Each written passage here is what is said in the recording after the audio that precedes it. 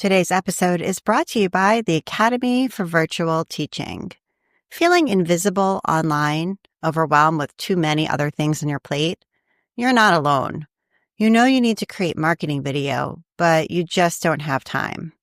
At the Academy for Virtual Teaching, we help creative business owners like you create simple, streamlined, and effective videos. No fancy equipment needed.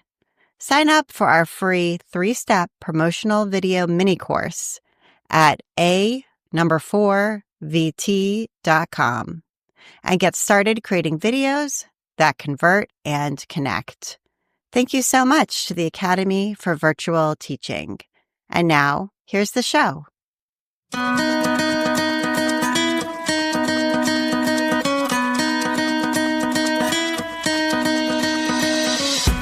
Welcome to episode 288 of the Craft Industry Alliance podcast. I'm Abby Glassenberg. Craft Industry Alliance is a community for craft professionals where you can strengthen your creative business, stay up to date on industry news, and build connections within our supportive trade association. Check it out at craftindustyalliance.org. Today on the show, we're talking about museum exhibitions with my guests, Nora Palermo and Pam Weeks of the New England Quilt Museum. Nora has served as executive director of the New England Quilt Museum in Lowell, Massachusetts since 2013. Her broad experience and development from museums, cultural organizations, and teaching hospitals brought a strategic approach to improving the New England Quilt Museum's finances and expanding its audience. With support from the board of directors and a committed group of volunteers, Nora has led a small professional team to overhaul its exhibitions and public programming, successfully engaging in new and diverse audiences in the art and history of quilt making and textile arts. While sustaining a small specialized museum through a pandemic and economic uncertainties has been challenging, Nora remains passionate about promoting the work of underrepresented women artists. Nora, welcome. Thank you. Glad to be here. And Pam is the Binney Family Curator at the New England Quilt Museum. Pam started making quilts as a result of the craft revival inspired by the Bicentennial in 1976. Like many of her era, she made traditional quilts with the limited calicos available. By the mid-'80s, she was designing her own work and considered herself an art quilter. A class with Nancy Crow set her into the world of hand-dyed fabrics and improvisational quilts.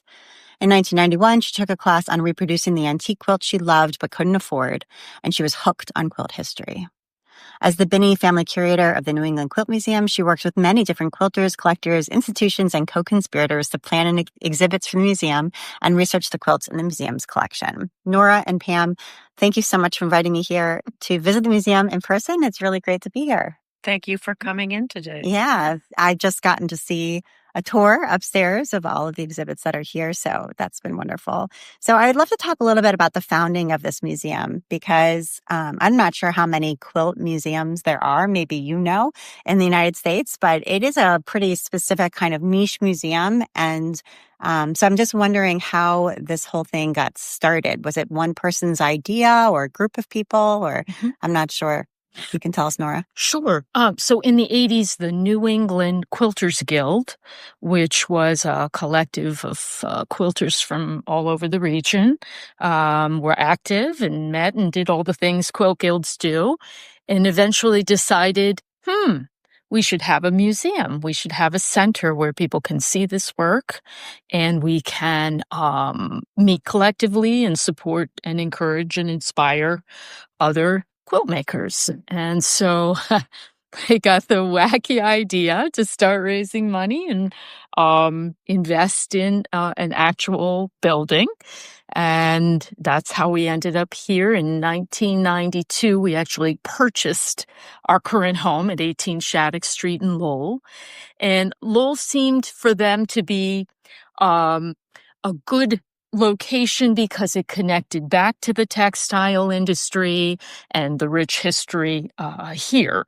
And in the 80s, Senator Paul Tsongas was really just doing wonderful work and bringing in funding to transform kind of an abandoned downtown into a revitalized center that not only told and interpreted that history of the mills, but also just bringing businesses in to reuse these beautiful old mills and convert them into office space. And ultimately, now they're beautiful apartments and condominiums.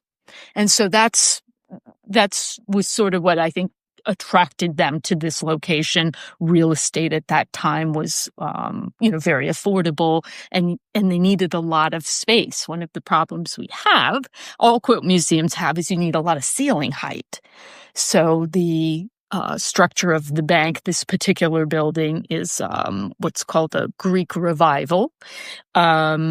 Just lent itself well to displaying these beautiful big quilts. Right. And so they underwent a major building conversion, and here we are. And as far as being located in Lowell, I guess for people who maybe don't know that little part of American history, part of the Industrial Revolution, but maybe you can just tell us a few, sort of high points about the textile industry here in Lowell. And then also, I'm curious about whether you feel like now, here we are in 2025, is being in Lowell an advantage or disadvantage? Or there's got to be pros and cons of being in this location because you're not super close to Boston. I mean, it's a little bit of a hike to get to Lowell. It is. Yeah. So Lowell was the birthplace of the American Industrial Revolution. And we are one of the few, I think only two, urban national parks in the country. Am I right, Pam? I Two think or you three. Are. Okay. So you're in a national park. And their whole mission is to interpret that story. And it's an immigrant story.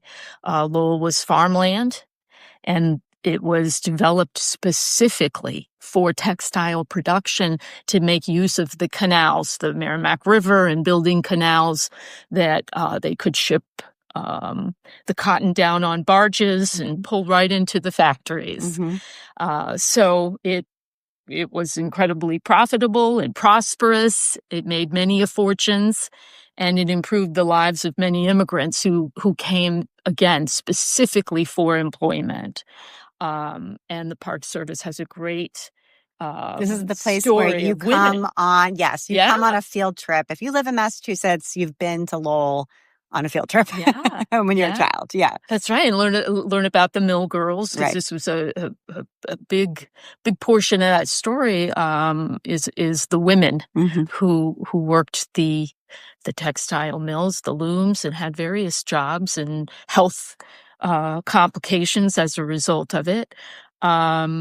But in fact, what's a really fun part of our story is this bank was built by the Lowell Institute for Savings. It was the first bank to teach the mill girls and allow the mill girls to save a portion of their income in a savings account for themselves, because most of what they were making was being sent back to their families in other countries.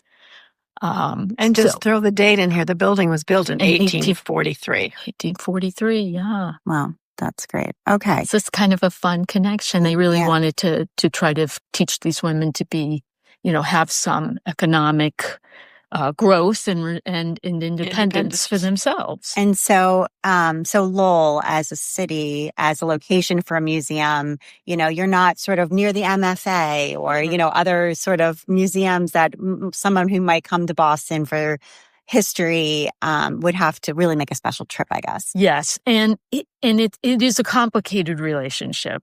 I think it certainly made sense at the time. And we do have a shared audience with the Park Service, people who are interested in history and are inquisitive and curious and open to museums, receptive to that experience. One of the challenges that even the Park Service will admit to is interpreting history these days is extremely complicated. And you have a huge portion of the American population that isn't really interested in history so much per se. And so I think in our early days, a lot of our exhibitions and the work that was done under this roof was connected to history. And so it had like historical quilts and connecting it to the textile history of Massachusetts. We were known for that. Right. I see. So that was a different direction really early on than where we are now from what I saw upstairs. Yeah. Oh, yeah. Yeah. Yeah. Yeah. Okay. So as we've evolved and the audience evolved, it became clear we were not going to survive solely on the history of quilt making. It's a big part of what we love, and we certainly you will experience that here, but it isn't our focus. So that was but being in Lowell is fascinating. There are 130 different languages spoken at Lowell High School. Wow. So our community is rich. A lot of languages. Yeah, it's rich. It's fascinating. The restaurants reflect that. And so it's a love-hate relationship. We love our community, but we are, as you say, we're a little bit isolated maybe from the Boston area and the museums there. And there's such a good concentration of the museum-going audience in that city. Just, but we have to work a little harder to get them here. Yeah, if you like textiles, you can come to Lowell and do more than one thing. That's correct. And so it becomes, if you're, you can have a whole day of textile history and inspiration all day. So there are several other museums or galleries. The Brush Gallery has exhibits that change quite often.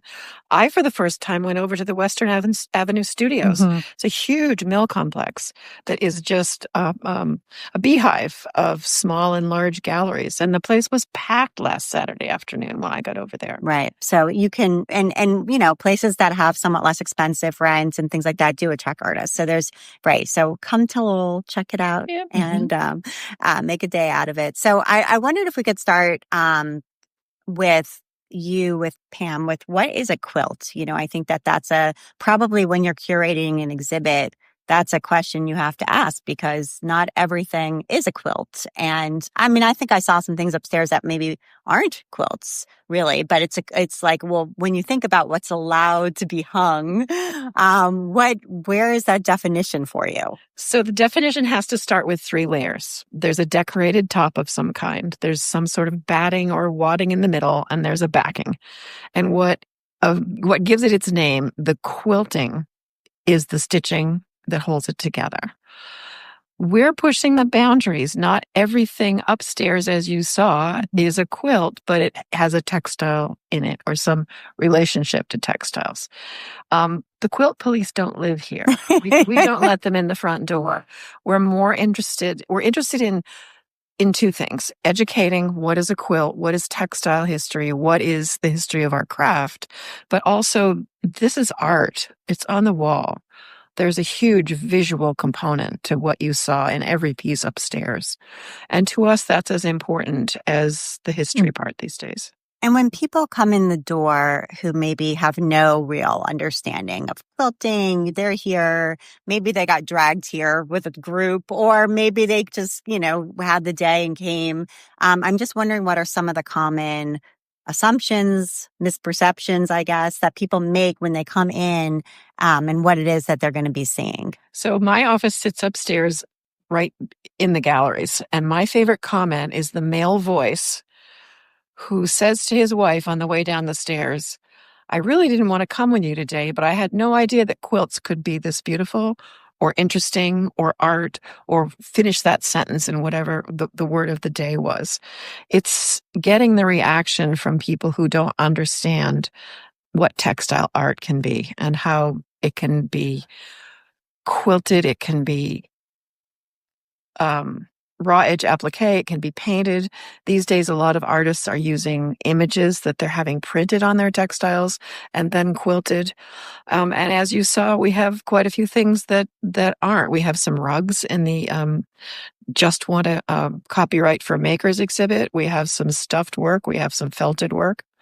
So we're pushing the boundaries a bit. Right. And thinking about quilt museums in general, I mean, I know that there's There's one in Texas. There's one in Iowa, maybe. If I can interrupt. Yeah. I maintain a list of I'm wondering how many there are, like what your relationship is with the other ones that are out there. I communicate with them because I'm the person who organizes the quilt Nihon exhibit from the Japanese handcraft instructors.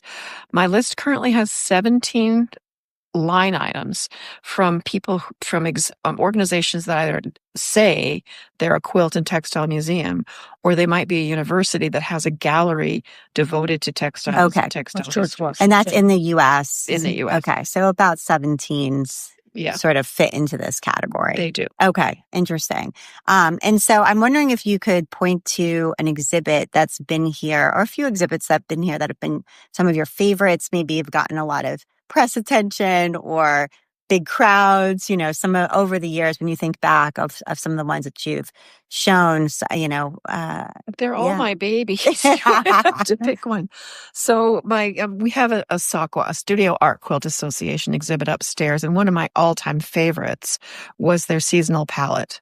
It was early in my tenure here. It was very easy to hang because they were all the same size, and every quilt represented something to do with nature, which is, if I'm not outdoors a good part of every day, I'm not happy. And they were all beautifully made. One of my favorite personal ones was called Small Wonders. Everything was tiny. We had a whole collection of doll quilts. We had George Siciliano's work, he makes an 8x8 quilt that has 1,000 pieces in it. And we had everything in between. In general, my favorite exhibits that I curate are what we call time span exhibits. We choose a topic. Coming up next year will be blue. Everything in the museum will be blue. We'll have quilts from the 1820s all the way up to my picks from the Modern Quilt Guild artists that I've been coordinating with. We'll have traditional quilts done all in blue and that sort of thing. So it's a really hard question to answer. Yeah, absolutely. I want to take a minute now to hear from our sponsor. And here's Lyric from the Academy for Virtual Teaching. Hey, I'm Lyric Montgomery Kennard from the Academy for Virtual Teaching. And I hear you have a new webinar that folks should check out. Tell us about that. I absolutely do. So if you're a shop owner or a designer or a teacher, anything in our business, right? You know that you need video for marketing. If you're not using video, you are leaving money on the table. But who has time for all of this? Right? We are the CEO of everything. We do everything in our business, and video is just a pain in the neck. So this webinar helps you make a promotional video in super, super easy ways, just using your phone. It guides you through how to get over feeling weird on camera. It helps you make authentic and effective connections with your audience and helps you think about serving them instead of selling to them. Super, super simple, takes kind of the fear and the overwhelm out of it, and efficient as well. We want you to do this without adding big chunks of time. We talk about filming what you're already doing kind of thing. Right. Oh, wow. That sounds great. And maybe once you've watched it, you'll be ready and brave enough and have the skills to actually create your own promotional video and then use it. That's amazing. That's absolutely the point. By the end of that free little webinar, you should be able to just pick up your phone, do a quick promo video, and post it. Fabulous. Okay, we need to go get this. Where should we go? academyforvirtualteaching.com. All right, academyforvirtualteaching.com. Head over there now and go get this webinar. Thank you so much, Lyric. Can't wait to see you there. Thank you. Bye. Thank you so much to Lyric and the Academy for Virtual Teaching. And now back to my conversation at the New England Quilt Museum.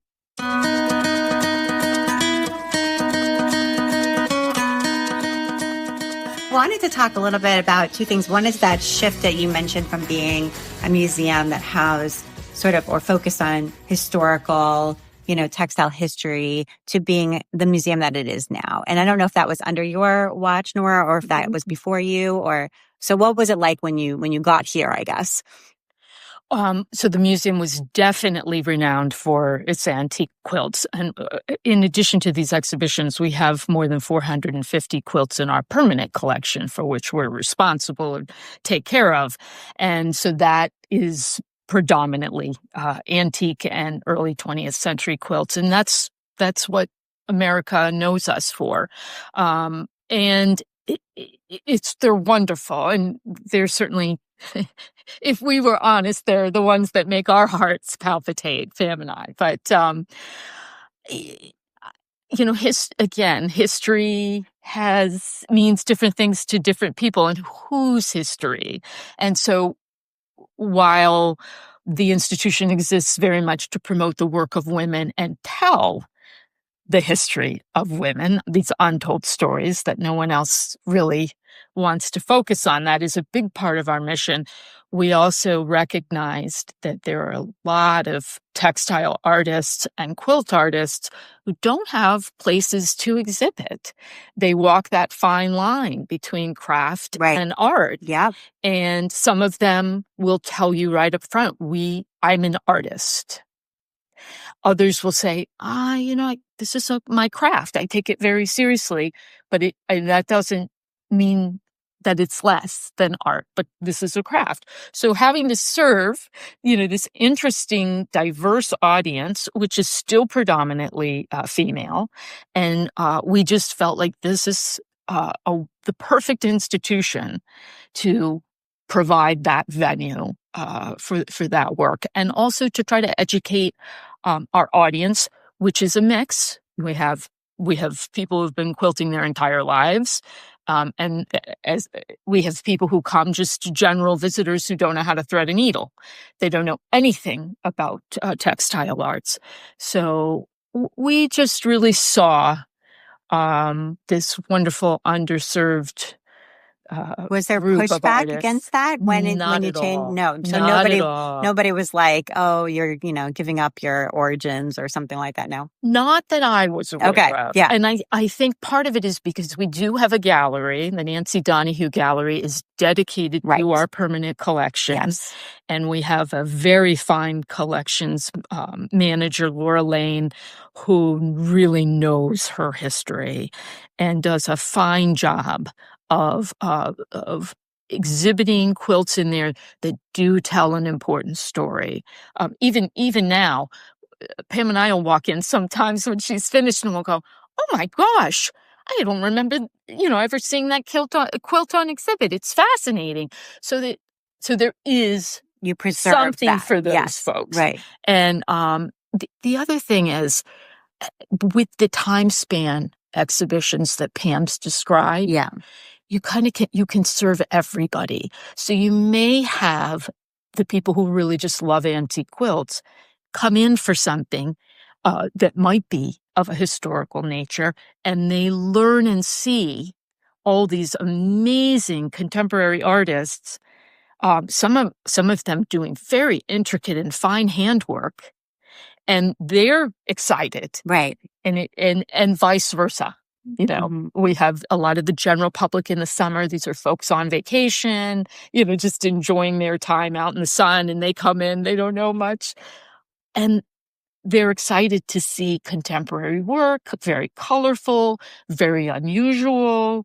And while I like to tease Pam, while they're here, we can teach them a little history before they even know it's happened. Right, totally. And talk a little bit about, like we said in the intro, about like the finances and sort of the economics of a museum like this. I know you have members who support the museum, but when you got here, did that need shoring up or some, sort of rethinking? And what were some of the steps that you took to get the museum to be on, solid financial ground? Yeah. So the museum relies heavily on philanthropy. So we're funded about 60% from individual donors, members, guilds. We do have a supporting guild program, and people who just love, this history and museums in general and the cultural aspect of it. But we really had to work on our earned income. And so we have a very large and what I think is a quite fine shop, but that was an important way for us to help generate. Did that shop exist when it was very small? It was smaller and it was heavily consignment items. It looked a little bit not representative, I think, of a professional museum. So that was put. Yeah. So I've worked really hard to make sure that that's because a lot of people who are here, they're here as visitors. Yeah. And as a person who's been a tourist, like you want a memento from your stay. And so, it's nice to be able to find something that's going to be, interesting, maybe local, have that flavor that will remind you of the time that you were in. Exactly. Yeah. Or something just special. We have a lot of people, the businesses that are down here, there's not a ton of retail for them. So we have a lot of just local people that like to come in and just buy something special that you can't get anywhere. Something that some of them are handmade. Some of them are just, unusual and beautifully constructed, accessories and things to wear, jewelry. So yeah, that was a big change because that can, as do many or any museum that has a shop, that's a generally a good form of revenue for their mission. Yeah, absolutely. I always go to the museum shop. Yeah. Let's talk a little bit about how an exhibit gets here. So, what is it like to sort of curate an exhibit? And we're just up at the Just Wanna Quilt exhibit, which is about copyright and sort of teaching people about what aspects of a quilt you can copyright and what aspects you can't, looking at like traditional blocks and new arrangements and that sort of thing. So when you're thinking about putting together an exhibit like that or a different one, sort of what are the beginning steps to walk us through that for those of us who don't ever get a chance to be a curator? Let's go back to blue because that's easy to talk about. Sure. So I have a lot of magazines on my desk that I go through frequently. I'll pick a topic, blue. I'll start looking for quilts in those magazines and I'll start tearing out pages. And these are quilt magazines? These are quilt magazines. Okay. Everything from the Sakwa Journal to American Quilter to whatever is still there. This is good to know for designers who might think, well, magazine work doesn't pay super well. Do I really want to still get my stuff into magazines? Exactly. So here you are. This is another reason. Source for it. But I also attend market. I don't go to a lot of local quilt guild shows, but I probably should do more because there are, New England has some wonderful art quilters and traditional quilters in our guilds. I think I told you earlier that I go to market, which has a huge exhibition of some juried, but also special exhibits. This is Houston International Quilt Market, which there's a quilt show there for Quilt Festival that's up during the trade show, which is market the week prior. So 1,000 or more quilts. You can come and see the show. And if blue is in my mind, I'll walk the aisles. And if something is really good and is blue, I'll stop and take a picture of the quilt and of the label. And I keep a file for whatever exhibition ideas are bubbling in my mind. And then I know that in a full exhibit, I've got to fill 44 spaces. And because 44, that's a lot. That's a lot.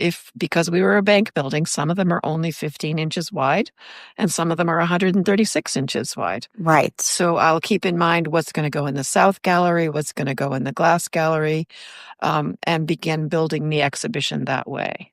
And then do you have to reach out to those individual makers? I do. Okay. So you send an email. I saw your quilt in this magazine at festival, whatever it was. And here are the loan dates and here's the working title of the exhibition. In a perfect world, I'd be working 2 years ahead. I'm just catching up from all sorts. The pandemic really screwed me up and I got way behind and behinder still for other reasons. And now I'm getting ahead again. So I'm trying to finish up 2026 now. I'm beginning to look at 2027. And I've got, because of which I think is a really great way to do things, we have 3 exhibition spaces that we change 4 times a year. So between me and the exhibits that we might rent from SAQA or other organizers. And then my work, or sometimes we'll invite a guest curator. We've got 12 exhibits a year to put together. And so when you said rent, so SAQA, the Studio Art Quilt Associates, they put together an exhibit, sort of the whole cloth, as we say. Again, and then with a theme. With a theme, exactly. They sort of do all that curation. And then when you're paying them a fee to exhibit it here. Is that how it works? And this is how it arrives. A loan, right. We're sitting in front of some gigantic trunks right here, several huge trunks full of quilts. Right. So, okay. So it arrives, and it's a loan fee. Now, if an individual quilter you've reached out to, and maybe they've never had I guess if you've seen it in a magazine, it's possible that they've never had their quilt in a museum before and may not know how that works. So how does it work for somebody like that? So if I contact them and they say, if I can find them. Right. Sometimes you can't. Sometimes I can't find them. Make sure your email address is prominent on your website. Would you like a little tiny fun story? Yes. I just finished writing a letter to the church administrator of a woman who died last year, whose quilt I really, really, really, really, really want to have for blue. I can't find their address online, so I'm writing to the church where her funeral was held to see if I can get the family to contact me, because she was a major national award winner through AQS and other exhibits. Again, I found her quilt in a magazine. But if they say yes, the email contains an invitation, the working title of the show, and the loan dates. We pay for you to send your quilt to us. It's insured while it's here. It must have a 4-inch sleeve across the back for our hanging system. Yes or no? If it's yes, then the next step is a loan agreement, which is a legal contract between the museum and the quilter, saying you will have the quilt here at a certain time. It will have the 4-inch sleeve. This is how we handle your quilt in transit. We take good care of it as if the statement actually says we treat your object as if it is our own. And then we'll have your quilt back to you on or about April 15th, 2026. So that's the step. And then we send out an email when we're closer to the exhibit to all the artists to get them to ship the quilts to us. We receive them. We have condition reports that we carefully examine the object when it comes in. Okay. And mark anything that we find that they should know about, what the condition it's in. Then it goes in storage. We like things to come 2 to 3 weeks beforehand. They go flat. And by that time, I have the exhibit designed. But what makes our museum so successful is the quality and the number of volunteers who step in to help. I have a volunteer crew of installation people who now will override me if they don't think that quilt should go on that part of the wall. And they're usually right. That's how wonderful our volunteers are these days. Wow. So that's about everything that goes into an exhibit. Yeah, that's intense, but good to understand. And then you can rest assured that your quilt isn't going to be getting sun damaged, because it's in a window, or people are going to be, spilling their coffee on it while they're walking through. And we were talking earlier about there's a lot of signs that say, please do not touch the quilts, because the thing with quilts is, first of all, they have a lot of texture and they're beautiful and they have stitching on them. And also, many people are curious to see what's on the back. And not all of them are hung where it's double-sided. Some are, but not all. That's one of the hardest things that I have to do, is to try to make people who are used to going to quilt guild shows or exhibits where there's a white glove lady who will slip it to the back for you. Yeah. And I tell them the quilts are hung as securely as possible, but every time we move them, there's a chance that won't really happen, that they will come down, because we secure the hanging with Museum Putty. I'll stop there. Yeah. Except let me just tell you about the lady with the cane. Okay. I came around the corner and there's a woman with a cane, and she's got the cane behind the quilt, lifting the back of the quilt. Right. I said, ma'am, please don't touch the quilts. I'm not. My cane is. And I said, please put the quilt down because it might come off the wall. It's not going to come down. I know how well you hang them. Sure. Ma'am, please put the quilt away. Okay, it's fascinating. People do not want to listen. But so you also have events here that relate to the exhibit. So Programs. programs, exactly. So like I was here recording a podcast the last time I was here with the Social Justice Sewing Academy, and there was a talk later that day, and so there's a Johns Hopkins collaborative exhibit upstairs now that's about space, and there's going to be a talk by a professor there, I think. So to talk a little bit about how you sort of incorporate events, why are events important or programs important to bringing guests in, and how do you think about that? Yeah, so public programs are really helpful, I think, especially for a general audience that doesn't understand or know a lot about the art itself. Typically, it's an artist's talk, so it may be someone whose work is included in the exhibition. We had Joe Cunningham Right. at the end of last quarter. He came to talk about his work because everything in the genre gallery was his, and his inspiration and that kind of thing. So it gives it serves two purposes. It gives a really, I think, good in-depth look or explanation of a particular artist's work and approach, which appeals to lots of people who have been quilting forever but don't know whatever his specific techniques are, and they want to hear more about that. Dawn Allen attracted we had so many people show up for Dawn Allen's talk. We had to have it repeated in the afternoon. We did two separate talks, and her technique is really has several layers to her process. So people want to hear about that, like, how does she do this? But it's also just great for a general audience that is, I think they're struggling to understand, like, what makes people choose textiles. Why, they understand the art piece, but why would you choose to work in this medium as opposed to paint? And of course, a lot of these artists do both, but and are trained in art school, but as Paula Nadelstern was.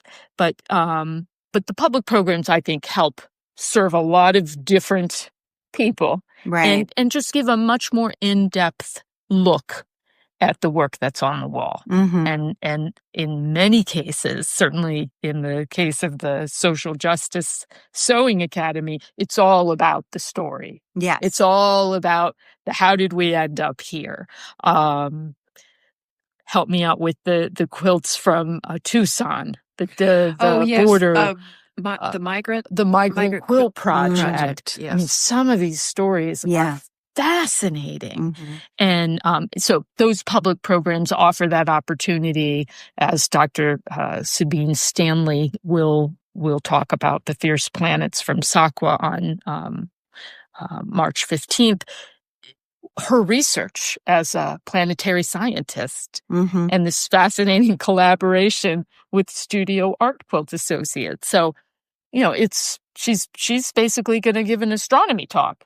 Right. And that also brings in a whole nother audience who the quilts are superfluous. They're here for her. Right. And it's great. It's another way that our museum can expand its audience. And we were talking about what is a quilt, and curating exhibits.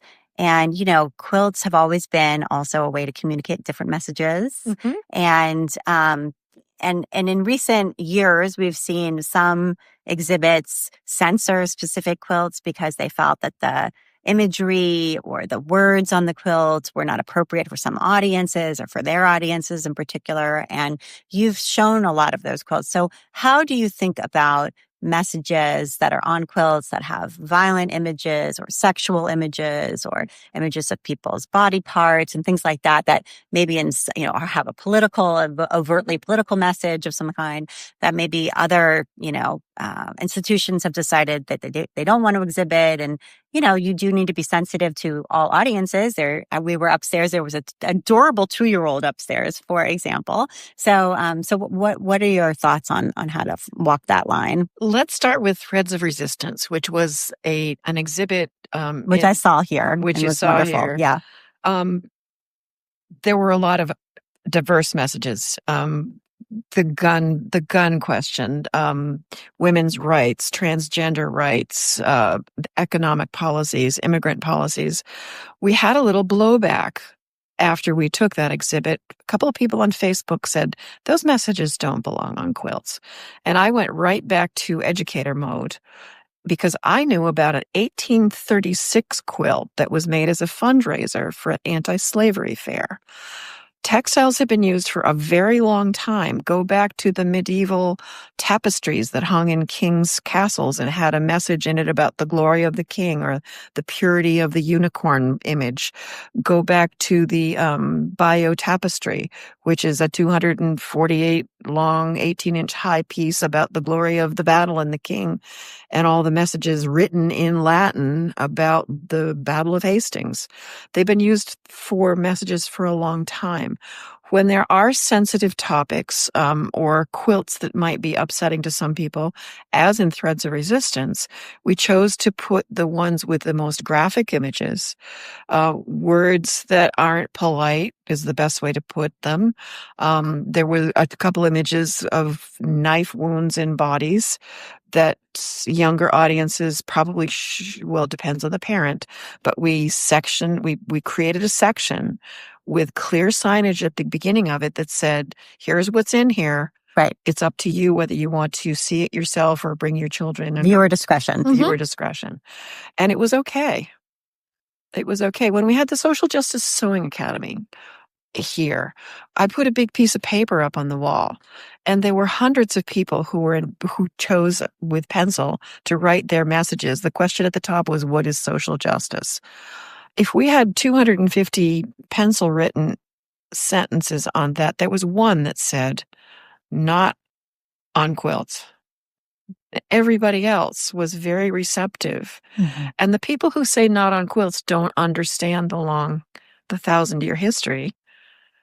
And that's what they're here to understand anyway. Exactly. So, right. Exactly. So you're going to stick to that. We're the mission. Little museum. I call us the little museum who does. We show it. Mm-hmm. That's a great motto. So when you're thinking about what's next for the New England Quilt Museum, part of your job is being the long-term vision. Mm-hmm. So what are some of the things that you're thinking about this institution in particular in the years to come? Well, that's a great question. Well, if our name weren't so long already, we really need to get textile arts in there. And you touched on that early in our talk. So almost like Quilt and Textile Arts Museum.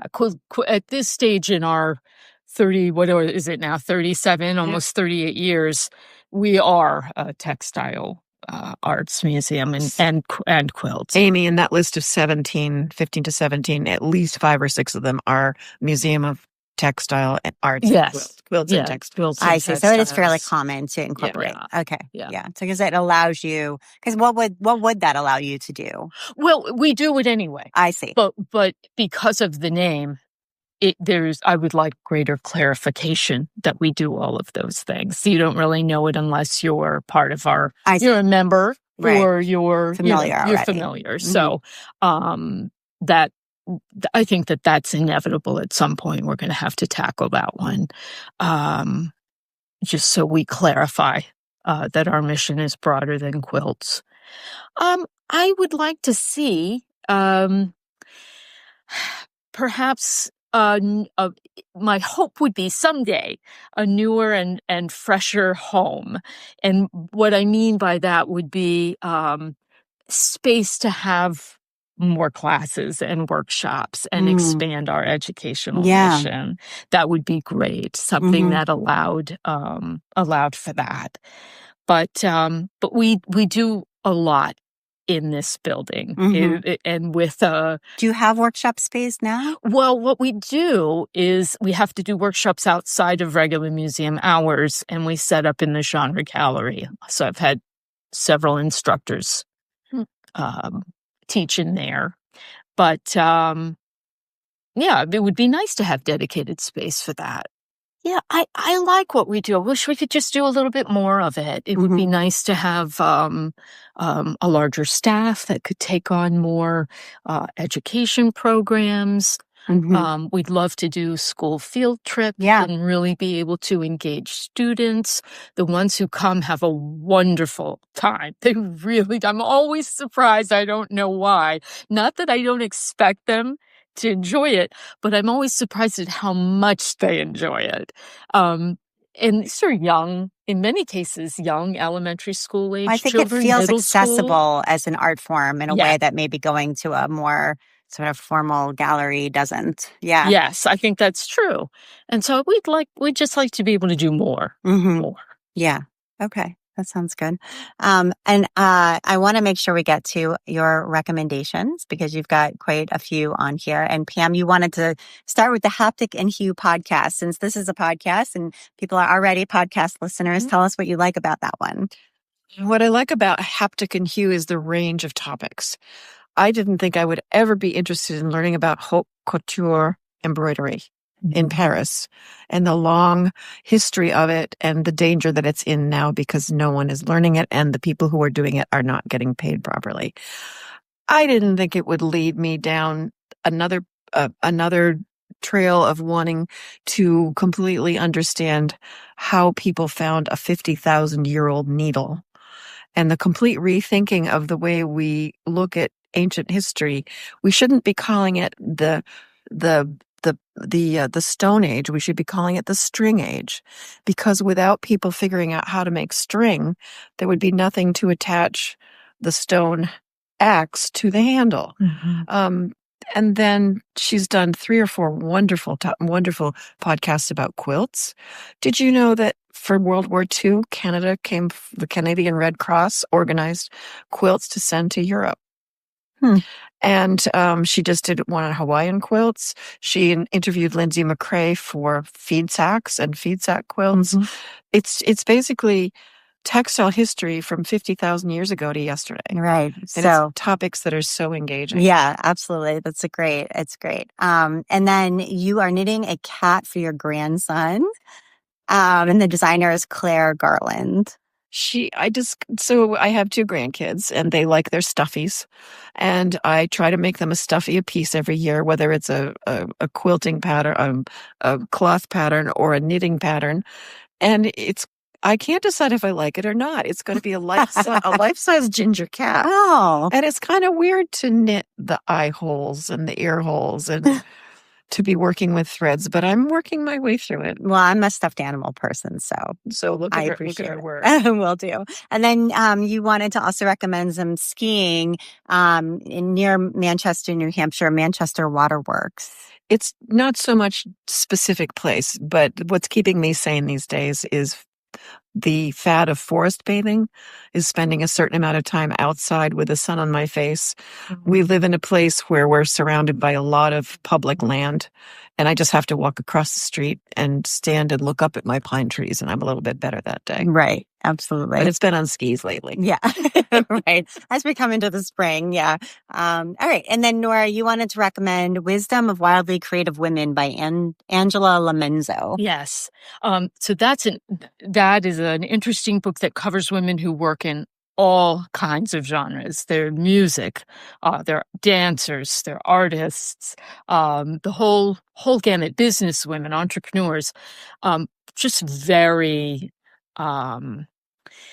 encouraging, inspirational stories. Some of them have overcome tremendous odds and physical difficulties as well. And just hopeful, like in a world when every day I feel like it gets worse. It was just so great, I think, to hear these women's stories and how they persevered.